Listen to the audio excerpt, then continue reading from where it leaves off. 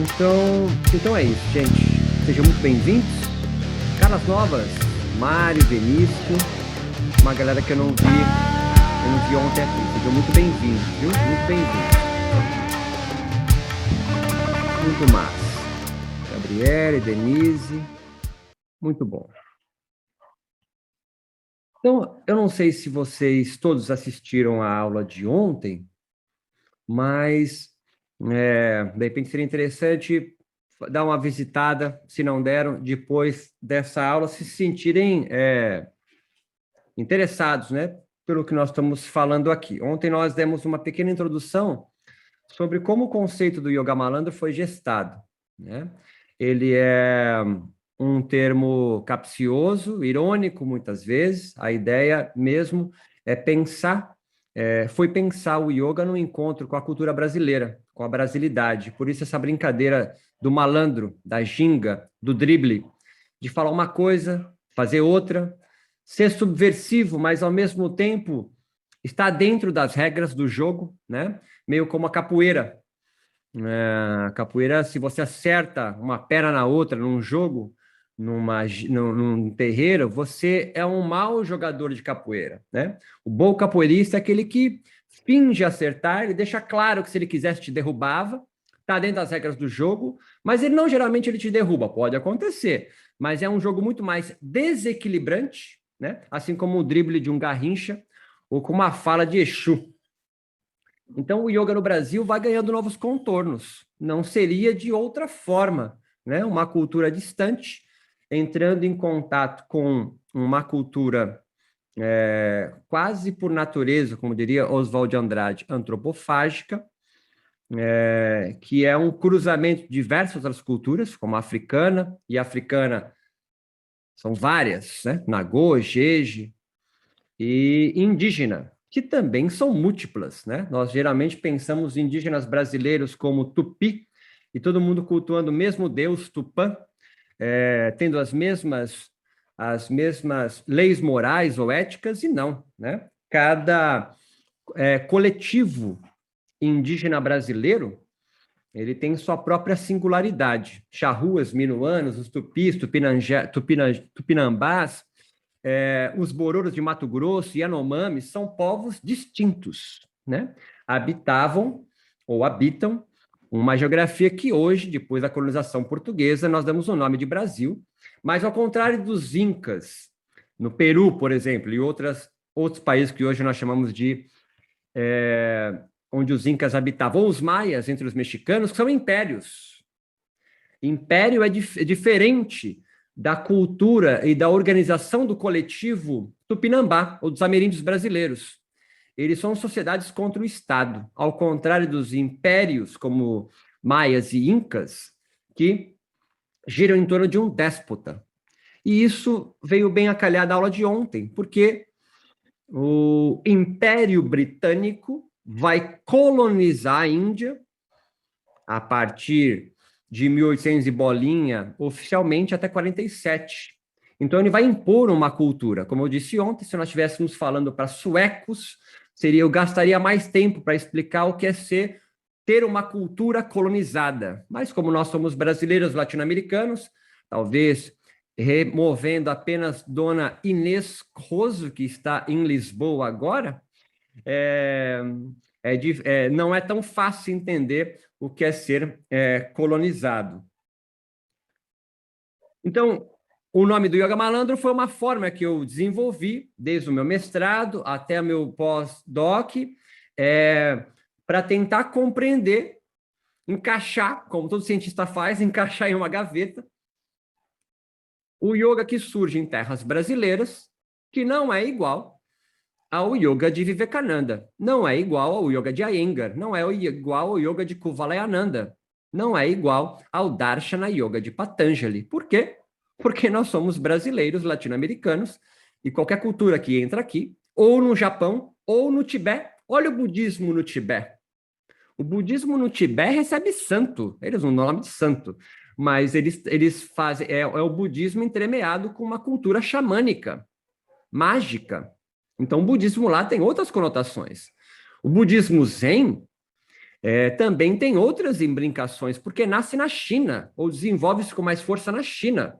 E a China é uma sociedade que gira em torno muito forte à família.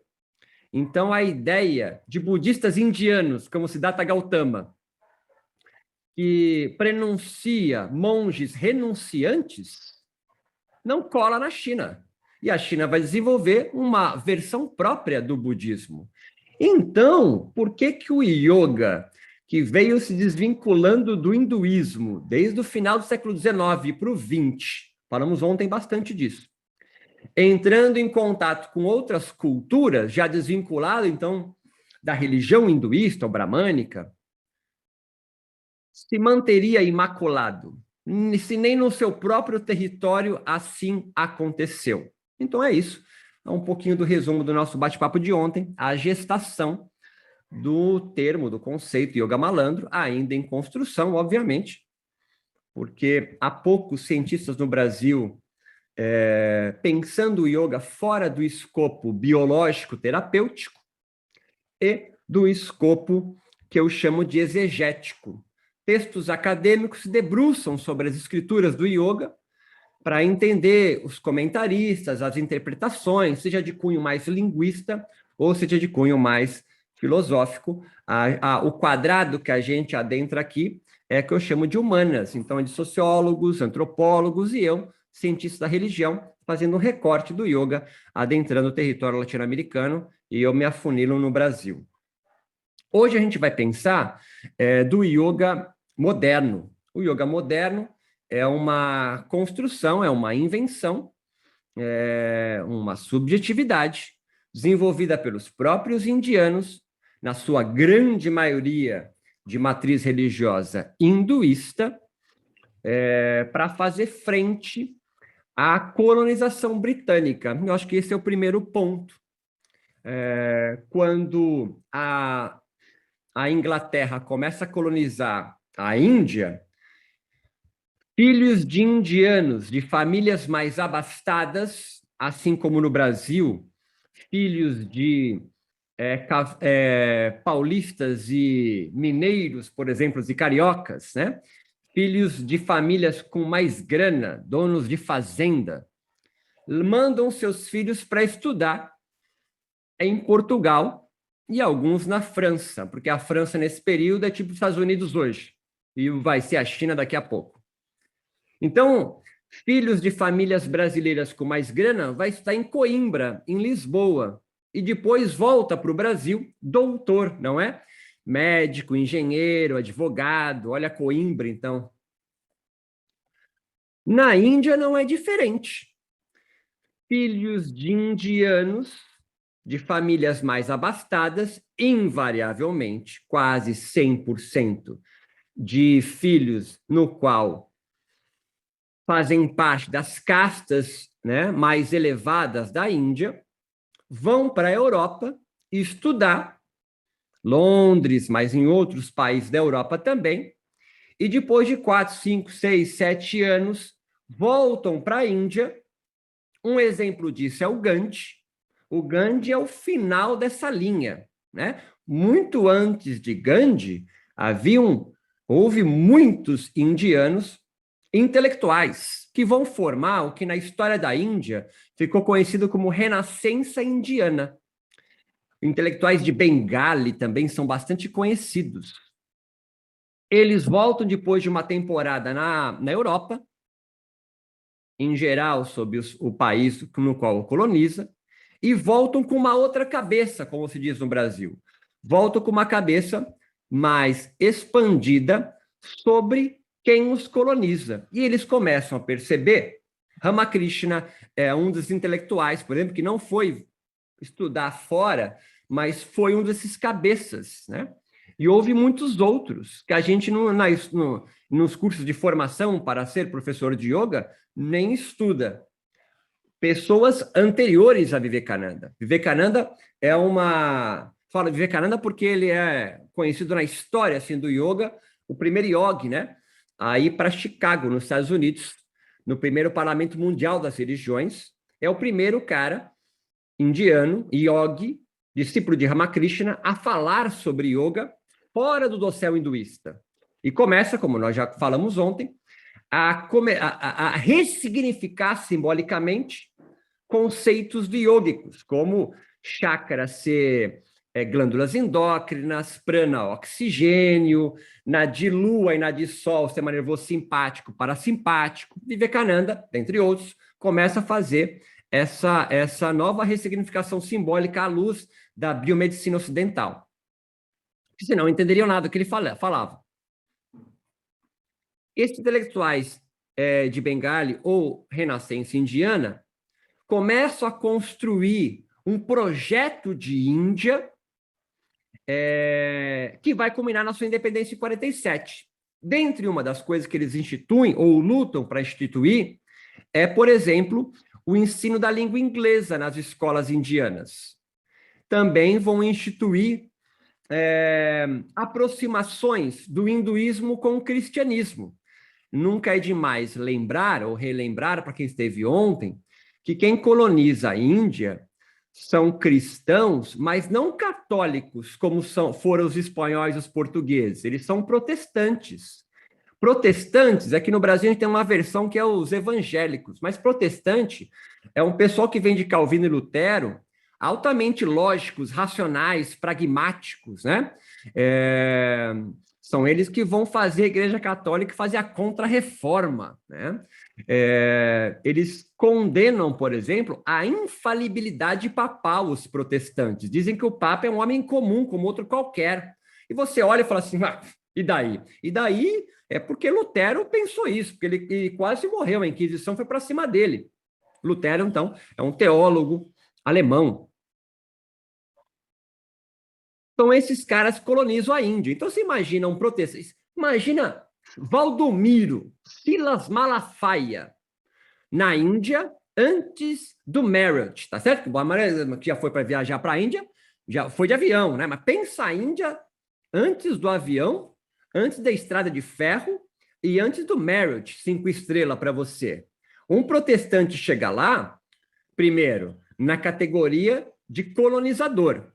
E segundo, que você brasileiro não sabe o que é isso. A gente não sabe o que é ter esse tipo de estirpe, né? De colonizador. Você é um intocável achando que é alta casta, né? Então, se for pensar latino-americano, acho que os argentinos poderiam... Eles pensam mais assim do que a gente.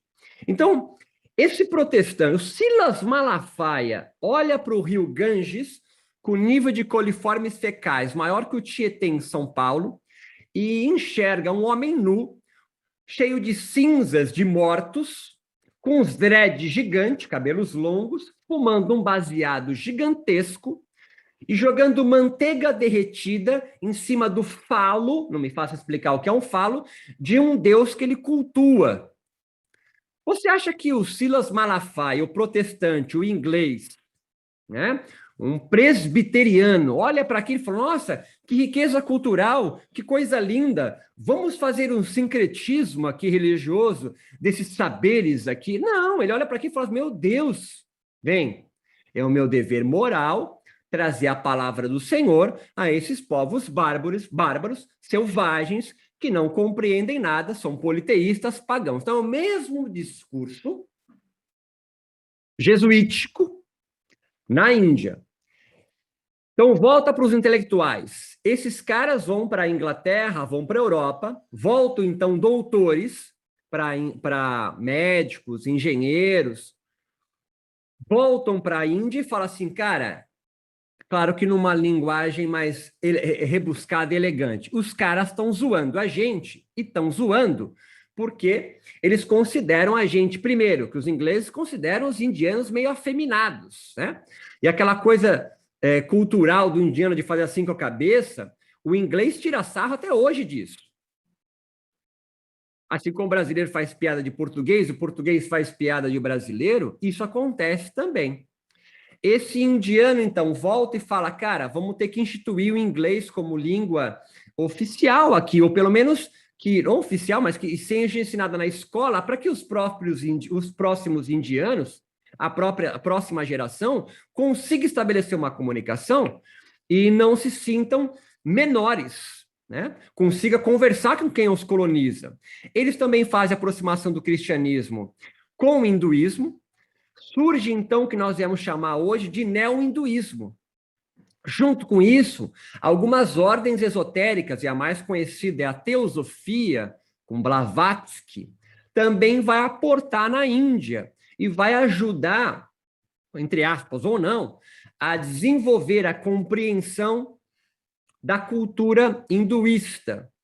E é claro, alta casta, sacerdote se junta com sacerdote. Então, esse pastor protestante se junta com a alta casta religiosa indiana, os brahmanes.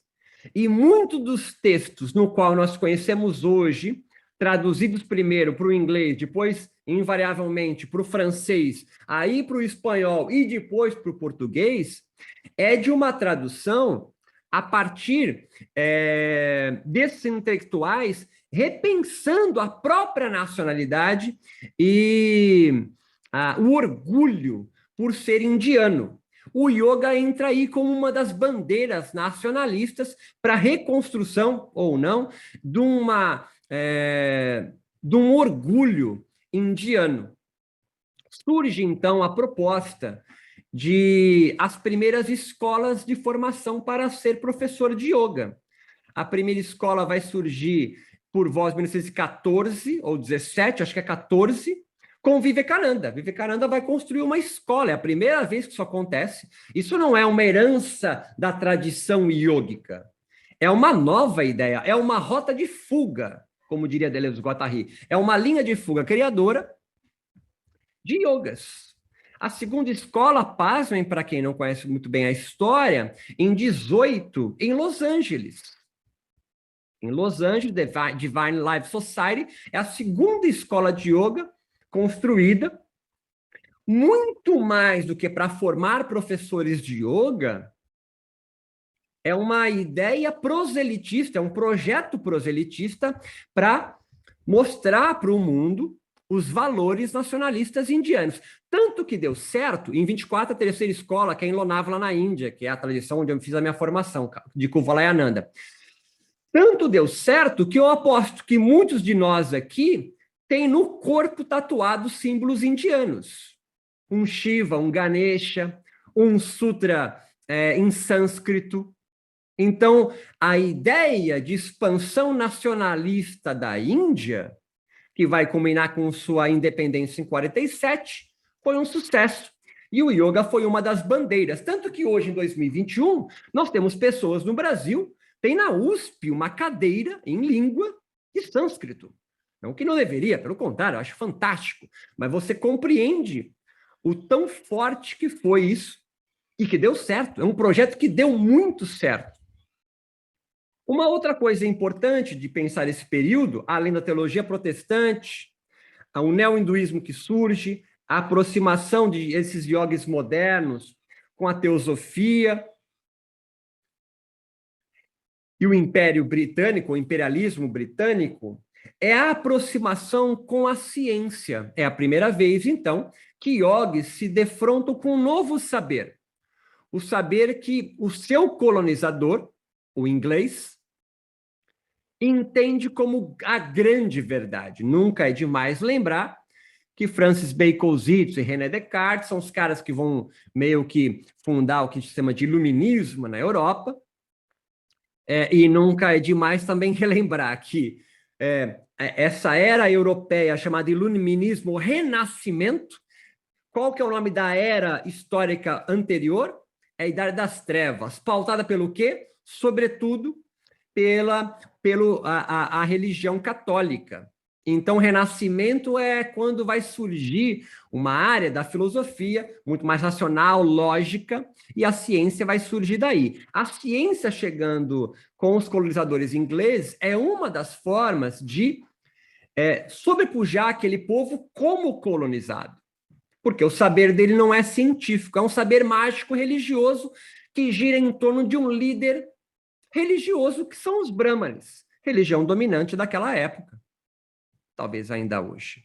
Então, compreenda o contexto e por que então vai surgir e ser gestado uma nova forma de se pensar o yoga. É um yoga que tem que ser pautado no cristianismo, num saber mais racional e lógico, e se entremeia com o saber da ciência biomédica. A gente volta a se remeter a Vivekananda, que é uma das primeiras a começar a pensar dessa forma. Ele vem para Boston, Estados Unidos, e o discurso dele fica bastante conhecido. Ele fica um bom tempo viajando pelos Estados Unidos, proferindo palestras sobre o que ele chamou de religião universal. Religião universal é o yoga. Ele tem um livro sobre isso.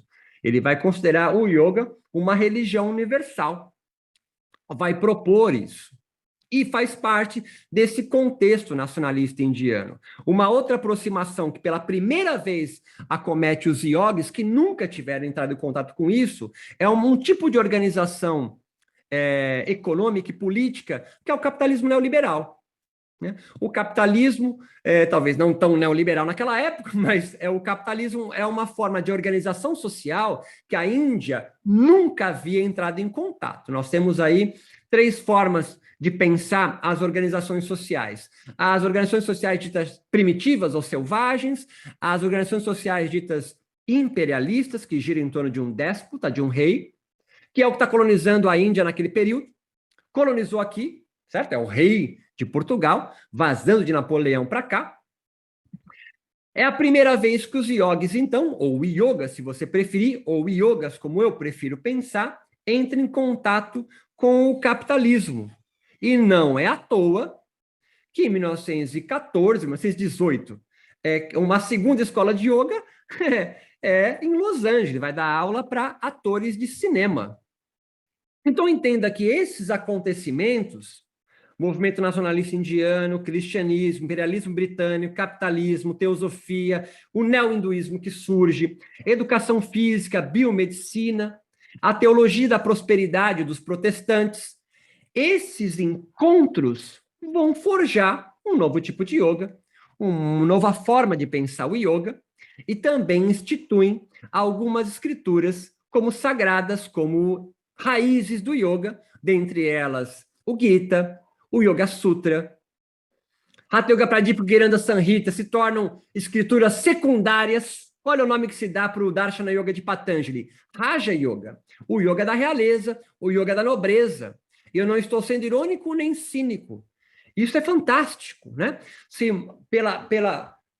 mais uma vez, o yoga passa por uma transformação. Mais uma vez, por quê? Falamos disso ontem, né? O yoga de Patanjali é uma linha de fuga. Antes de Patanjali, diversos yogas existiam, muito de caráter mágico. Isso é bastante refletido tanto no capítulo Atharva Veda, que é um capítulo de encantamentos e maldições do Veda, quanto no capítulo 3 de Patanjali. A descrição quase infinita de siddhis que Patanjali coloca, num linguajar brasileiro, num linguajar de terreiro, é mediunidade. Se você é um espírita kardecista, siddhi é mediunidade. Porque é alguém que explica como você focar a atenção para abrir um olho aqui, entre as sobrancelhas, e você conseguir ler a mente do outro, isso é mediunidade. Numa cultura brasileira, isso é mediunidade. Um dos siddhis que Patanjali descreve é você ir em locais de peregrinação ou em cemitérios. Para quem é da macumba, é em cruza ou no cemitério. Você vai fazer um siddhi, uma samyama, que ele chama, né? Que é Dharana, Dhyana e Samadhi, a junção dos 3, para evocação de um yogi desencarnado, um siddhanta, para te ajudar no caminho evolutivo do yoga. Patanjali descreve isso no capítulo 3. Isso não é fruto do hinduísmo. Isso é fruto de yogis e yoginis e de coletividades yógicas anteriores ao Império Védico. E ele deixa bem claro, no finalzinho do capítulo 3, depois de escrever quase infinitos siddhis, e os siddhis podem ser desenvolvidos com yoga, mas se você ficar preso neles, você não chega no capítulo 4, que é Kaivalya, a libertação. Então, siddhi pode ser um empecilho para Patanjali. Isso é algo que tem que ser deixar registrado, porque tanto o yoga de Patanjali, ou o Darshana Yoga de Patanjali, é uma linha de fuga de diversos outros yogas que existiam, o que nós chamamos hoje de Tantra. Tantra é um nome genérico para diversas formas de pensar yoga, E se você for para a Índia, você vai encontrar em pequenas vilas, em pequenas comunidades, esses tipos de expressões que existiam antes do Império Védico, ou da cultura védica, ou do Veda se tornar uma escritura, então, bastante dominante, e o que nós chamamos de hoje de hinduísmo.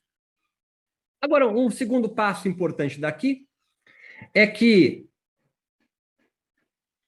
há uma constante criação social da realidade que nós vivemos. Esse é o segundo ponto. Talvez eu faça uma exposição de mais uns 15 minutos para abrir para questões de vocês. Nós somos um acúmulo de tempo. Nós somos um acúmulo de história. Quem você pensa que é fruto da sua história e de atualizações constantes. Papai e mamãe de Carol Rosé atualiza ela todo dia que ela é a Carol, filha de não sei quem, filha de não sei quem, tem uma herança de não sei quem, é casada, não é casada, tem filho. Você vai se atualizando. Você não é, mas você está sendo constantemente. Você não é, mas você está sendo constantemente. Para quem gosta de marcos teóricos, Construção Social da Realidade, Peter Berger e Thomas Luckmann. Ou seja, nós somos um acúmulo de tempo e de atualizações que nos faz tendo constantemente. Nós e as diversas abstrações e subjetividades que nós mediamos. Então, esse é um ponto importante que eu subo mais um degrau. O que você é a mediação entre os encontros com outros corpos, culturas, ideias e o seu acúmulo de tempo. Então, por exemplo, para quem já assistiu Estamira, eu aconselho você a assistir Estamira, é a construção de uma subjetividade.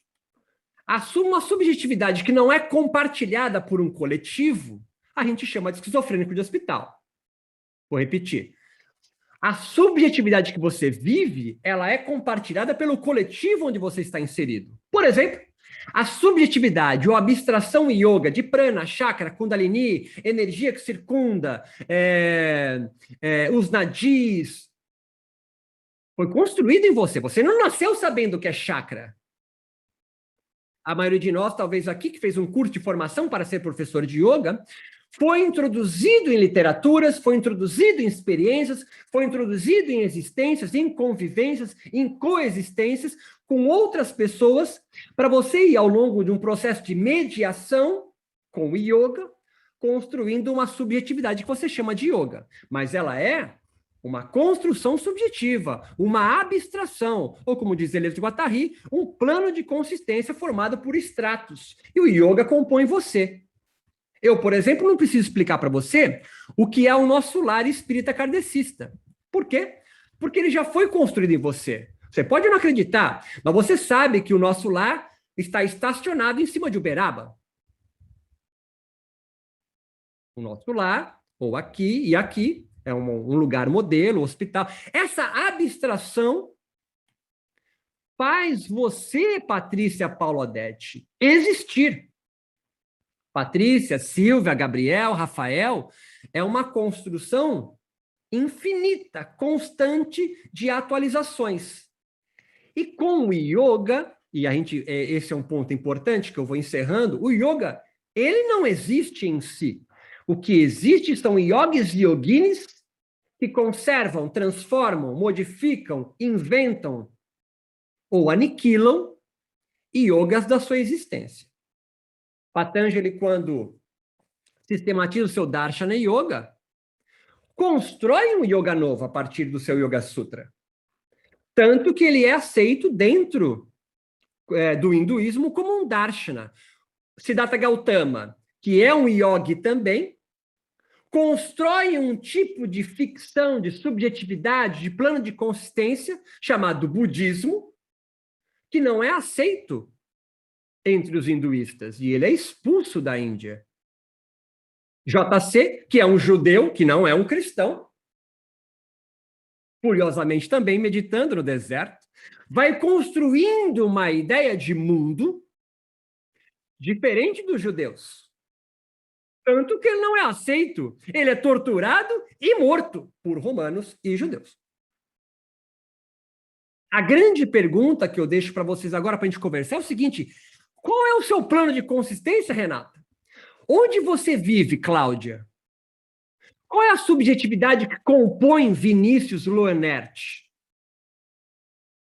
Quem é Mário?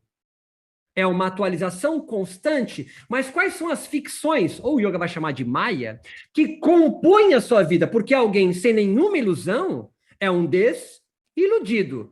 Na nossa sociedade, toma fluoxetina com antipsicótico. Alguém sem nenhuma ilusão para viver está em depressão. Quais são os estratos que compõem o seu plano de consciência? Provavelmente o yoga, porque vocês estão aqui há 40 minutos praticamente ouvindo um cara falar sobre yoga, porque o yoga, de alguma certa forma, compõe o seu plano de consciência. E o plano de consciência que compõe o seu yoga também é formado por estratos do yoga moderno, que foi inventado por yogis e yoginis não, porque era totalmente patriarcal, só por yogis machos, no período de colonização indiana pelos ingleses. É uma invenção, e isso não é menor, esse segundo passo que eu queria amarrar aqui. Porque o que a gente faz é só inventar coisas mesmo. Nós, ao contrário de uma zebra, por exemplo, que corre ou luta quando é atacada por lobos ou por leões, sei lá o quê. Depois que passa a ameaça da fome do leão, as zebras voltam a pastar tranquilamente ao lado de leões, devorando vivo parentes deles, sem nenhum tipo de medo, rancor ou mágoa, porque isso é um atributo humano. Se nós fôssemos as zebras do meu exemplo, nós nos reuniríamos à noite em torno da fogueira, convocaríamos anciões leoninos para trocar ideia com os anciões zebrinos, construiríamos uma cerca dividindo o território leonino do território zebrino, ofereceríamos zebras virgens a aplacar a fúria dos deuses leoninos. Está entendendo o que eu estou falando?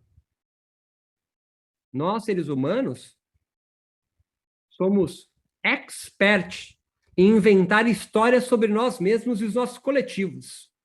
James Hillman vai chamar isso, e eu acho genial esse termo, ficções que curam.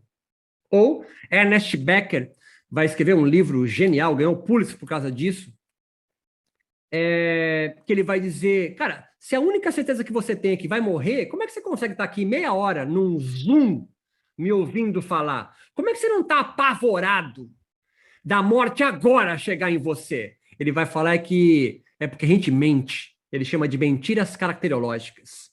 O yoga chama de Maya. Ishvara, se você não sabe, é uma manifestação de Maya. Ishvara é Deus. Então entenda o que eu estou querendo dizer para você. Quando surgem novos yogas em contato com a cultura brasileira, isso não é menor. Isso enriquece o yoga. Ah, mas eu não gosto do Acro Yoga.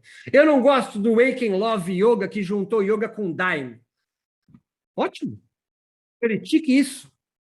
Mas isso não lhe dá o direito de produzir retóricas de aniquilar o que é diferente de você. Existe análise para isso. Então, o yoga, em contato com outras culturas, vai transformar e produzir novos yogas, assim como tem capoeira de Angola e capoeira regional, do mestre Bimba e do mestre Pastinha. Isso é da natureza humana. A ideia, então, de um yoga original, universal, perene, que precisa ser resgatado porque foi perdido no contato com os ocidentais motherfuckers, é mais uma subjetividade. É mais um encontro que você vai construir e, invariavelmente, se perde tempo tentando resgatar esse yoga original, em vez de produzir realmente o que vale a pena, que é a vida ser vivida. É o yoga em contato com você, você mediando isso e construir uma existência mais bem-fazeja por meio do yoga. O yoga nunca pediu para ser preservado por ninguém. Quem que instituiu um ou outro para ser juiz do yoga? Então, você surge de um acontecimento de realidades que lhe encontram 24 horas. E uma dessas realidades é o yoga. A pergunta que eu faço, então, é: o encontro do yoga com você compõe com você? faz você ser uma pessoa melhor, produz uma ética, uma estética, que produz uma vida que vale a pena ser vivida? Porque o yoga, em contato com diversos outros corpos, construiu diversas outras formas de viver. O contato do yoga de Krishnamacharya com o corpo do Iyengar produziu um tipo de yoga. O encontro de Krishnamacharya com o corpo de Joyce construiu um tipo de yoga. O encontro do yoga com Tainá Antônio na favela de Duque de Caxias, na comunidade Duque de Caxias, produziu um tipo de yoga que mistura axé e funk. O yoga que entrou de encontro com uma mulher latino-americana, Mira Derzete, produziu um yoga, o yoga de um asana só, restaurativa.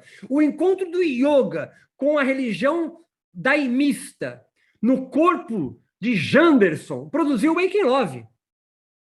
O encontro do yoga com o capitão da reserva Hermógenes produziu yoga terapia.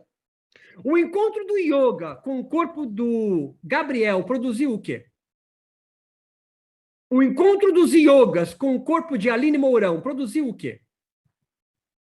Essa sim é uma pergunta interessante. Você para de olhar para o dedo e começa a olhar para a lua. E dali surge o yoga, que é um fenômeno social vivo e sempre sendo mediado por yogis e yoginis. E assim o yoga continua vivo, não tentando aniquilar diversas outras formas de yoga, como deturpações, heresias, mas na produção de novas formas de se pensar o yoga.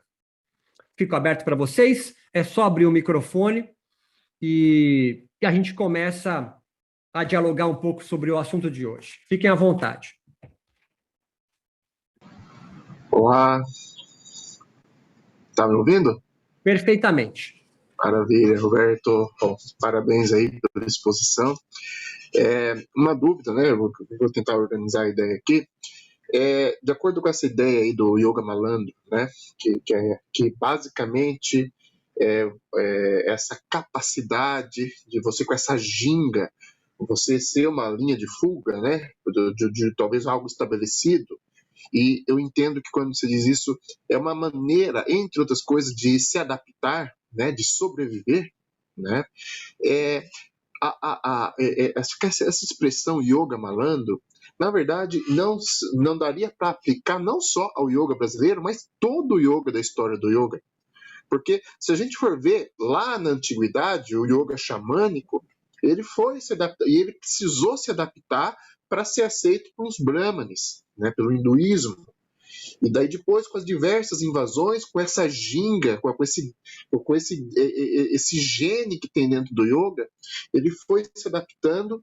E daí, vindo mais recentemente, o Vivekananda, ele precisou dessa ginga para expandir a ideia, né, seja um pouco independente do propósito, mas para expandir para o Ocidente, e daí com essas interferências do cristianismo, né, da invasão britânica, né? Então, o conceito yoga malandro, na verdade, não daria para aplicar. Isso talvez seja uma das características ou essência do próprio yoga. Estaria certo pensar, errado pensar assim? Negativo, eu acho que está correto. Na verdade, é a essência da existência humana, né? Nós, humanos, não temos asa, não temos veneno, somos bem desengonçados andando, né? Nós demoramos 1 ano para aprender a andar, porque olhamos outros humanos andar, e somos corpos fracos, nascemos imaturos, né? Nascemos de 9 meses, porque se ficasse mais tempo lá, você mataria você mesmo e a sua mãe.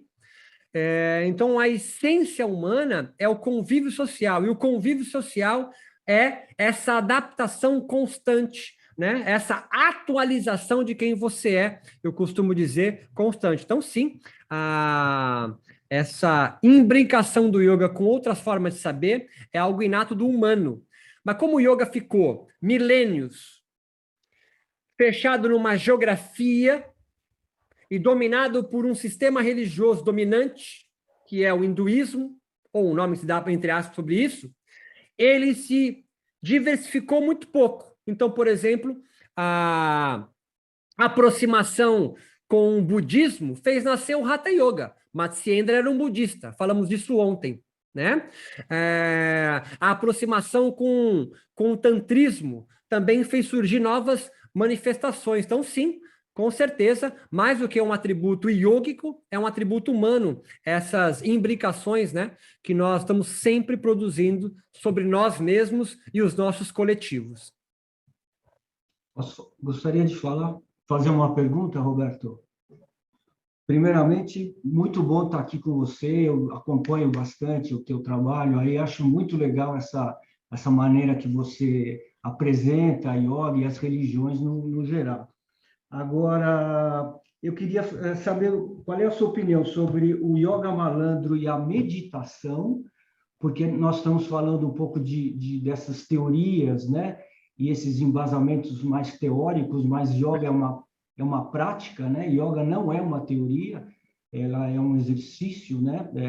Do corpo. E quando a gente faz os exercícios de yoga, você já entra mais ou menos em meditação. Você acaba ficando muito a própria respiração, a própria prática, né, da yoga já te deixa ter um estado mental bem interessante. E a yoga, eu acho que ela dá certo justamente porque é uma prática, porque as pessoas que a praticam, elas têm resultados interessantes, elas têm, enfim, sensações interessantes e você percebe que isso você consegue ir levando no seu dia a dia. Então, mais do que teorias iógicas, ela vem vindo desde a antiguidade porque ela é uma prática e as pessoas que praticam sentem benefícios com a prática. Agora, como é que fica o yoga malandro e a meditação? A meditação me parece que é uma prática quieta, né? Uma prática de observação. E a yoga com funk, como é que você medita fazendo uma yoga com funk? Yoga é meditação, né? Como é que fica essa variação malandrica da yoga e a meditação, por favor? Muito boa pergunta, Mário. É uma dúvida que muita gente tem sobre isso, né? É um pré-conceito, né? Yoga e meditação é a mesma coisa, Mário. Eu partiria dizendo isso para você. Não existe yoga sem meditação. Uma prática de yoga sem meditar já tem nome, chama Pilates. O yoga e meditação, existem duas formas. Existe o yoga meditação. Para mim, yoga e meditação é a mesma coisa. Prática, que é o treino. Que é o que você chamou de prática, é o treino. É o segunda, quarta e sexta, você faz no Instagram, tem um Headspace. E tem o yoga meditação, que é o jogo. Eu vejo muita gente só treinando yoga meditação e não jogando. Então, eu não considero o yoga uma prática e a meditação a sua teoria ou alguma coisa assim. É teoria prática. O yoga é uma filosofia. Há algumas aproximações do yoga... Né? Pois não, Mário. Pois não. Então, ele é uma filosofia quando você faz dele uma teoria. Mas quando você o pratica, esse estado meditativo, ele acontece. Então... Eu agora estou meditando, Mário. Não, eu acredito, mas... Entendeu? Pois não. Não, quer concluir? Não, era só o yoga malandro e a meditação eu estou respondendo. No desenvolver da prática corpórea. Como é que funciona, por favor? Eu não separo. Quem está separando é você, Mário. Quem está se complicando é você. Você separa corpo e mente. Na ideia do yoga malandro, a filosofia é da imanência e não da transcendência. Então, a prática corpórea modifica a minha mente. Sim, claro. Então, eles são muito juntos, eu não estou dividindo. Não são muito juntos, eles são, né? Exatamente. Então, você fez a pergunta, como é que o cara pode meditar dançando funk? Eu pergunto para você, por que não? Você já dançou? Não, eu sei, eu adoro dançar, eu acho que a dança faz parte do ser humano, mas o que eu quero, a experiência meditativa que eu tenho, ela é silenciosa. Exato, você falou certinho, Mário. A experiência meditativa que eu tenho é sua. Você não é referência do mundo, entendeu? Não, lógico Então, que não, mas não. me Estou querendo dizer o seguinte, que existem parece- infinitas possibilidades de atingir esse estado. Não é apenas com o corpo parado, né? É possível atingir estado meditativo caminhando, eu falando com você agora, andando de bicicleta, empinando pipa, brincando com o filho, caminhando na praia. São infinitas técnicas. O importante disso mesmo é o yoga jogo. É o yoga aplicado no seu jogo. E aí ele é filosofia. A filosofia não é teoria, entende? Filosofia é prática. Filosofia que não é prática, ela não é filosofia. Ela é um texto. Toda filosofia ela é prática. Filosofia platônica, ela é prática. Ela entende que há um mundo fora, o mundo das ideias, e há esse mundo que é um facsímile daquilo. Na filosofia da imanência, nós estamos dentro do todo, então não tem fora. Assim, é possível pensar... Pois não, Mário. Não, eu estou ouvindo. Ok. Então, é possível você pensar dentro do yoga... É que ligou o fone aqui. Pensar o yoga não só como uma prática, mas o yoga como filosofia. Eu vejo muita gente aproximar o yoga com a sua religião. E aí você acaba utilizando os textos como perfeitos em si mesmo, e eles ficam altamente moralistas, né? Então, quando você pensa a meditação, em geral, as pessoas, no senso comum, imaginam uma prática. Mas a meditação é um modo de viver. Eu entendo meditação como um espaço criado entre o encontro que eu tenho com o mundo e a resposta que eu dou.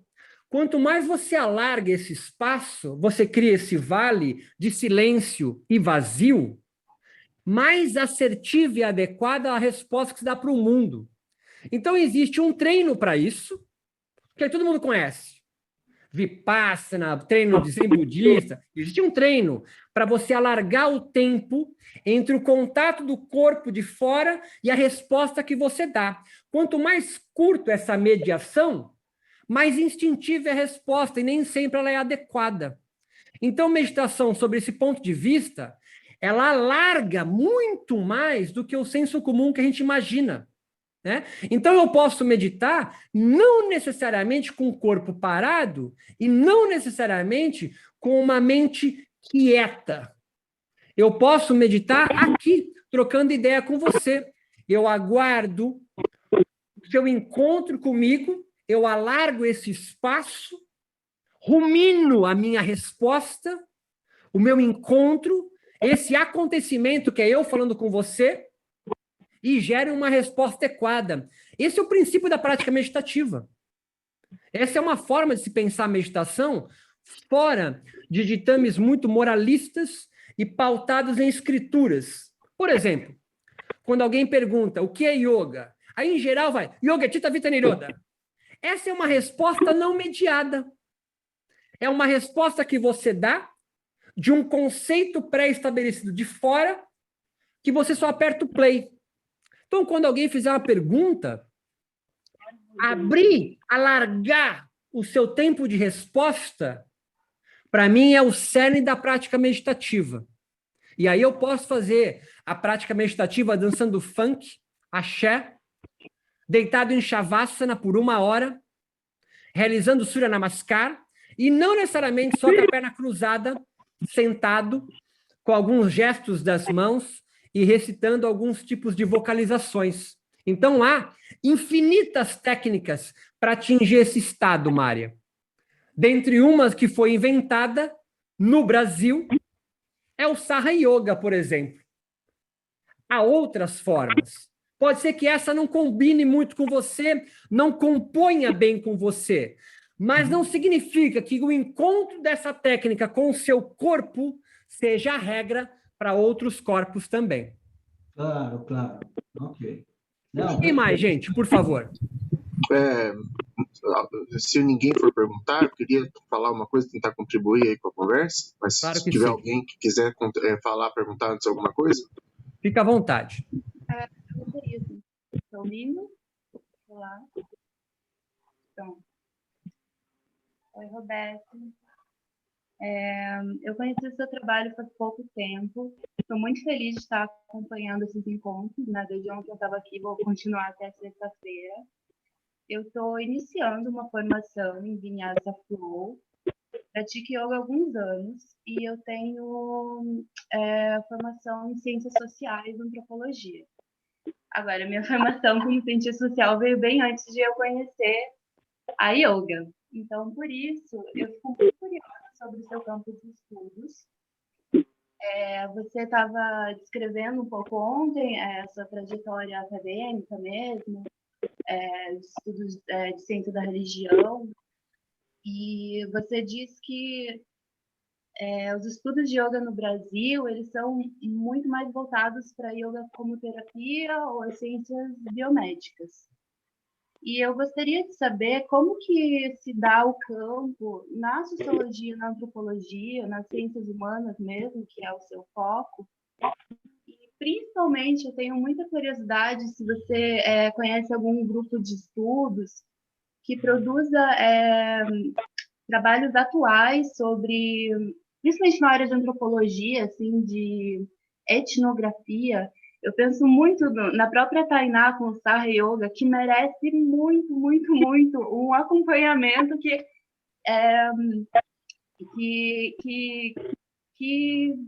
registre mesmo, né, esses novos movimentos, como uma etnografia mesmo. Eu fico muito curiosa. Muito bom. No Brasil, realmente é mais restrito. Eu te sugeriria aqui a Federal da Paraíba. Há um grupo de antropólogos também aqui na Federal de Santa Catarina, em Florianópolis. Há um núcleo com, acho que o único indiano assim que estuda yoga no Brasil, que é com Dilip. Ele está em Juiz de Fora. E há um núcleo de yogas também na Unicamp. Acho que são os núcleos assim que mais estão focados não necessariamente na antropologia, mas na área de humanas. Agora, existe muita gente lá fora já pesquisando isso, né? Tem um pessoal no SOAS, que é uma universidade de Londres, que estão fazendo agora um resgate de textos do Hatha Yoga, que não foram traduzidos ainda do sânscrito ou do Pali para o inglês. Eles estão fazendo esse trabalho agora, chama Hatha Yoga Project. Tem uma norte-americana que trabalha muito com yoga e gênero, chamado Andrea Jain. Jain de jainismo, Jain. Andrea Jain. Escreveu um livro chamado Selling Yoga, muito bom. Ela é uma norte-americana. Trabalha muito com feminismo, yoga, gênero e a questão de raça também, negro, a questão negra, ela trabalha nessa parte. Tem um livro no Brasil chamado Castas. Fala mais dos negros norte-americanos, mas eles fazem uma comparação também com o sistema de castas indiano.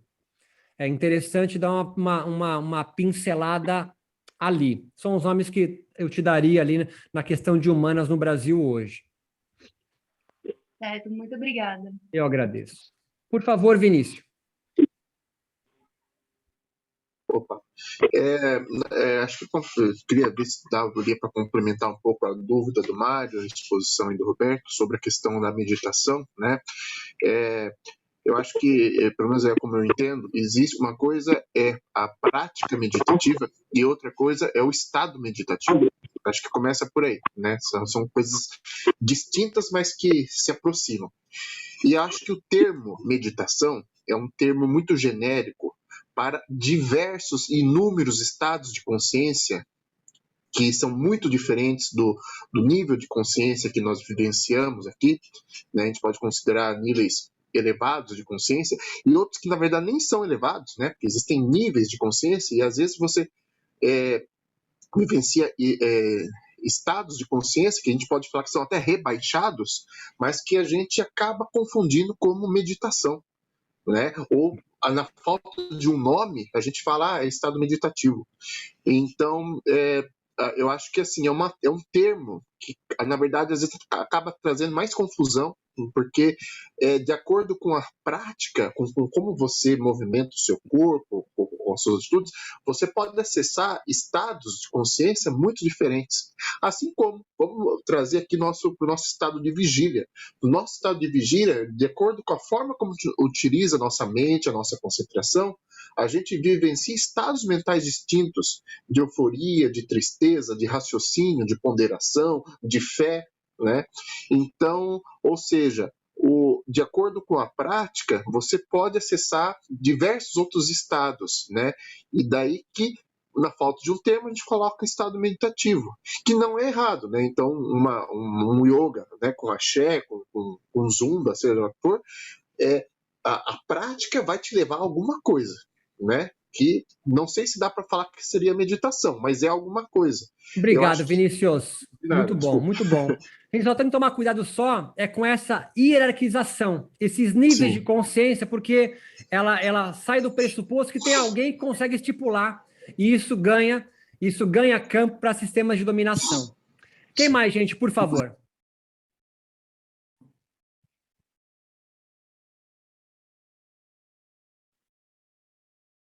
Alguém mais gostaria de contribuir?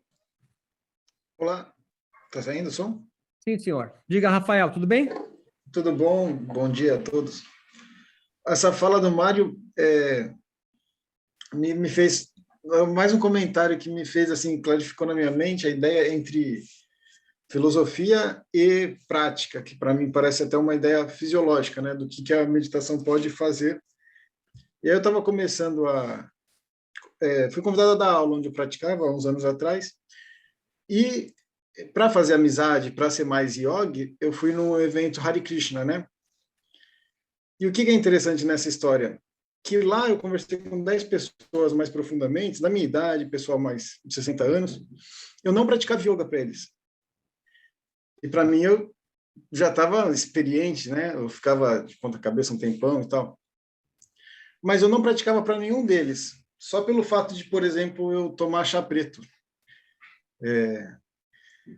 Mas o que importa nesse caso é que se você olhar para mim ou para eles, talvez eles nem soubessem ficar de ponta cabeça, sei lá, né? E eles sim eram yogis, não eu. Eu não tinha a menor legitimação da minha yoga, que nem é sequer yoga, eles estavam me convidando a praticar yoga. E eu pratiquei, eu comi um docinho deles lá e fui iniciado. E para não ser iniciado, só indo embora mesmo. Mas o que interessa é esse caso. Eles viviam... Eu só troquei ideia de filosofia com eles. Eles dançavam para Krishna, não sei o quê. Eu não sei se era Krishna, eu nem estou tirando sarro. Mas isso, para mim, não era tão importante o Deus. E eu praticava yoga de manhã e à noite com uma seriedade. Acho que muitos de nós têm essa noção de fazer a coisa certinho, assim, né? E, enfim, para eles não era yoga. E eu acho que eles eram mais legitimados do que eu. Muito bom, Rafael. É interessante a sua fala, e a gente tem que tomar muito cuidado, porque não há hierarquia, né? Não há grupos distintivos de quem domina a narrativa discursiva e yógica.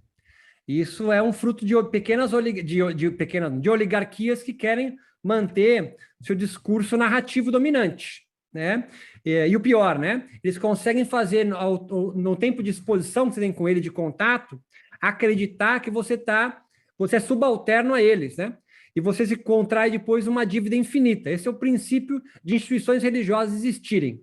Primeiro, eles dizem que você não está no mesmo nível deles, e depois eles capturam você, mostrando o caminho para alcançar o mesmo nível que eles já estão. Seja um nível meditativo, samadhi com semente, sem semente, nível A, B, C, moksha, kaivalya.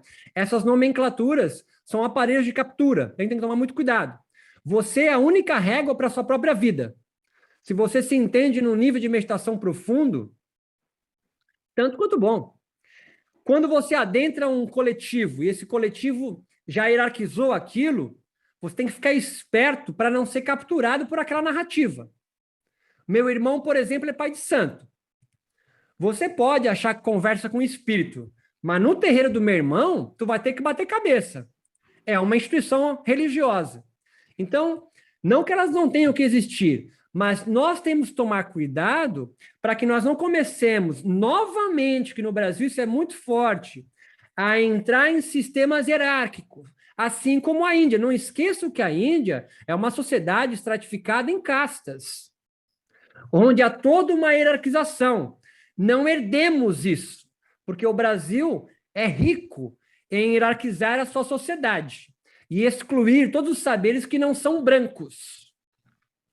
Assim como na Índia também os brahmanes excluem saberes que não são bramânicos. E quem não considera o Vedas, o livro sagrado, e no Vedas, como livro sagrado, ele é perfeito em si mesmo, sendo perfeito em si mesmo, é cheio de dogma. Se ele diz o que é o estado meditativo e você não corresponde àquela definição, você está fora. Então, o que eu estou colocando aqui, e foi o tema da aula hoje, o yoga foi inventado diversas vezes. Qual dos yogas inventados que você vive? E se você vive nele, viva nele. Não faça com que ele se torne universal e perene, porque esse é o início de você capturar vidas alheias e fazer o outro viver sobre a sua forma da verdade. E aí você contrai uma dívida infinita, sempre querendo achar um outro campo. Se você é pleno, não é assim, não é isso que o yoga diz? Você é pleno? Se você é pleno, você é inteiro, completo, não te falta nada. Se não te falta nada, não tem busca. Se não tem busca, você não deve nada para ninguém e nem deve se sentir culpado por não estar no nível de um Hare Krishna que acha que porque você toma café, você é inferior espiritualmente a ele. Não foi o que foi. Talvez eles tenham dito para você. Eu estou talvez dramatizando a tua experiência. E na fala de outros colegas, nós somos a régua da nossa própria vida e experiência.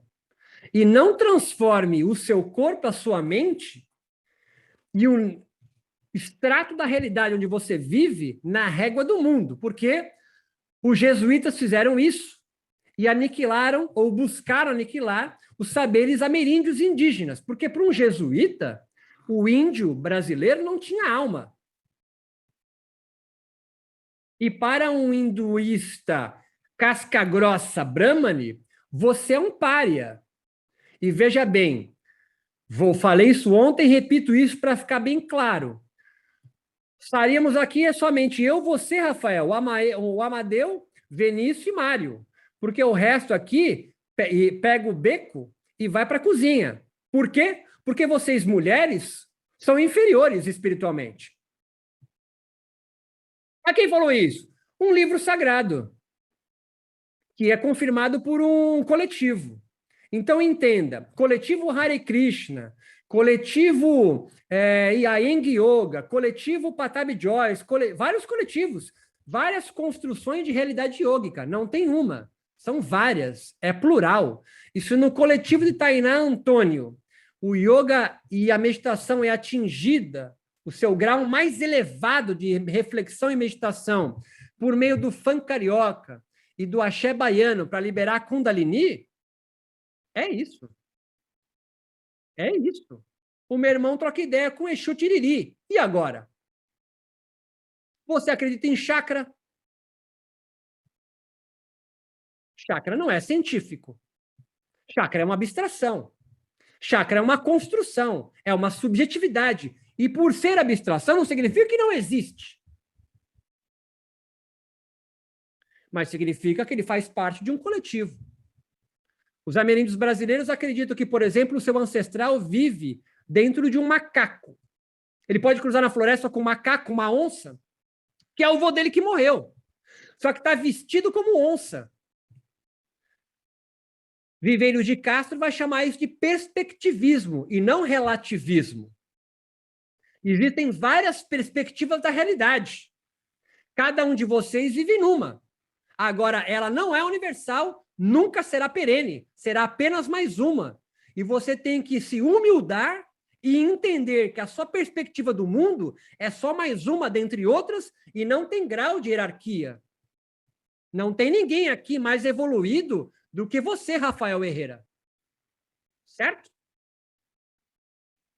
Mais alguém?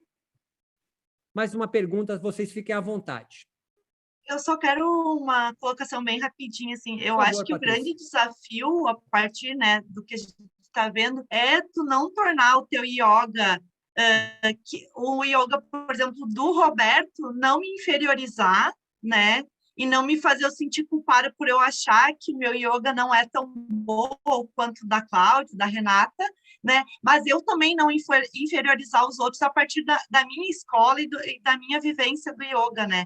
E eu acho que isso não é só no yoga, é no contexto social, né, que a gente vive, que sempre é do julgamento, de se sentir melhor, enfim, por toda a cultura que foi construída. Então, eu acho que o desafio é isso, é não julgar e também não se sentir, né, que esse sentimento que a El falou, eu também já senti. Tipo, quando eu entrei na minha escola, que era devocional, eu pensava, não, eu não nasci para isso, porque eu não conseguia, por exemplo, parar de tomar chimarrão. E também, o chimarrão também é tipo, condenado por umas escolas, porque, enfim, ativamente, café, toda essa questão. E aí algumas pessoas me diziam, não, tu tem que. E eu pensava, cara, eu vou ficar me sentindo mal. Será que é o chimarrão que vai fazer ou não? Né? Não conseguir meditar? Será que é isso, sabe? Então, eu acho que é muito uma construção que é muito social, que para mim é muito importante. A afetividade que eu tenho para o chimarrão é algo que foi construído lá da minha infância, né? Que eu sou gaúcha e tal. Então, será que isso vai me fazer inferior perante a vocês que não tomam o chimarrão? Né? Ou não?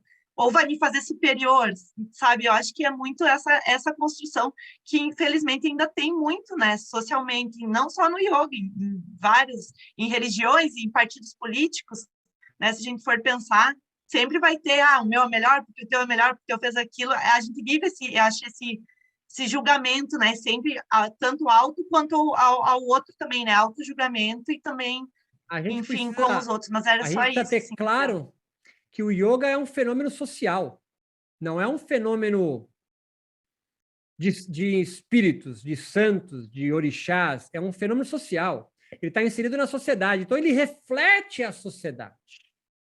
E isso é algo que tem que deixar claro aqui. Meditar e yogar é um atributo humano. Não é deusístico. Os deuses, quem criou, quem foi... Nós que criamos Deus.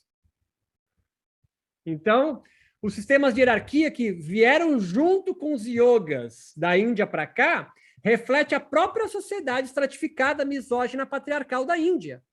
Eu não quero repetir isso aqui. Porque o Brasil é muito bom em fazer isso. Por isso eu quero que o yoga no Brasil dê mais errado. Ele está dando muito certo. Só branco, corpo magro, forte, flexível. Pessoas têm que ler sânscrito. Olha quantas hierarquias vão sendo construídas. Então, eu quero que o yoga dê mais errado no Brasil. Ele está dando muito certo. Talvez em Portugal também, Inês. Mas é isso, meus queridos. Agradeço demais a presença de vocês. Muito obrigado. Estamos na segunda aula. Amanhã nós temos a terceira. A gente adentra amanhã no yoga brasileiro, realmente, né? Temos uma pequena viagem no conceito de yoga malandro na primeira aula. Hoje adentramos para compreender como o yoga moderno foi criado, inventado na Índia e chegou até nós. Vamos pensar amanhã o yoga brasileiro, ou os yogas brasileiros, uma pequena história latino-americana. Quando ele chega aqui, dois grandes principais expoentes, Hermógenes de Rose, e depois outros que vão surgir, até chegar no yoga que eu chamo, então, contemporâneo, ou um yoga pós-moderno, né? É um yoga que vai se desenvolver com mais força a partir de 2015, então é muito recente, porque são novos marcos civilizatórios, portanto, novos yogas surgem a partir desses encontros. Muito obrigado. Essa aula vai ficar gravada, vocês podem rever quantas vezes vocês quiserem. Quem não se pré-inscreveu ainda, vai na plataforma, se inscreve, tem aulas gratuitas lá, e sorteio de 5 livros aí na sexta-feira do Yoga Malandro, ok? Muito obrigado. Bom almoço a todos. Até mais.